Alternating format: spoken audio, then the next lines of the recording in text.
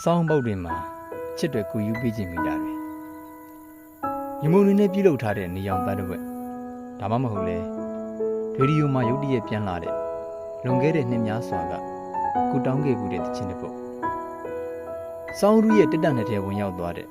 ပစင်းရင်ခွဲတွေကိုအချစ်တွေကူပြန်ခေါ်လာခဲ့မယ်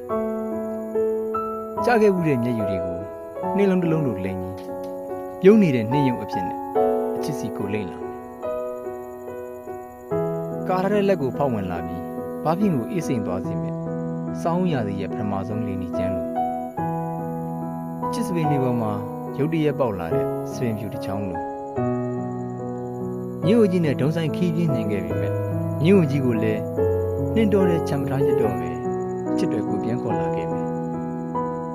ကိုအိမ်မက်တွေကိုအနှွေးတဲ့တဲ့နဲ့လဲပြီးချစ်ရဲ့ပကုံးမော်ကိုလွှတ်ပေးဖို့နယူးစီကနေကိုလာမယ်လူတွေရဲ့အတင်းစကားကိုအုပ်ထုတ်တဲ့ထက်ယုံကြည်လေးအဖြစ်အသွင်ပြောင်းပြီးအချစ်ရဲ့အဖို့ဖြစ်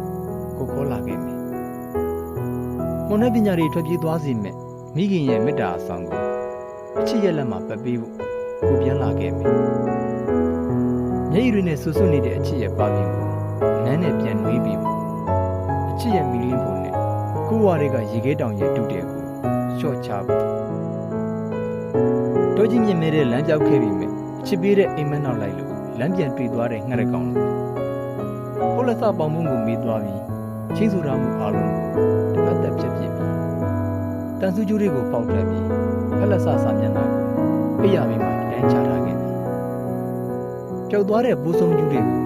အချစ်ရဲ့လက်ခုပ်လေးတွေထည့်ပေးဖို့အချစ်ရဲ့အမာရွတ်တွေပေါ်မြေကပန်းကလေးတွေဆွဲပေးဖို့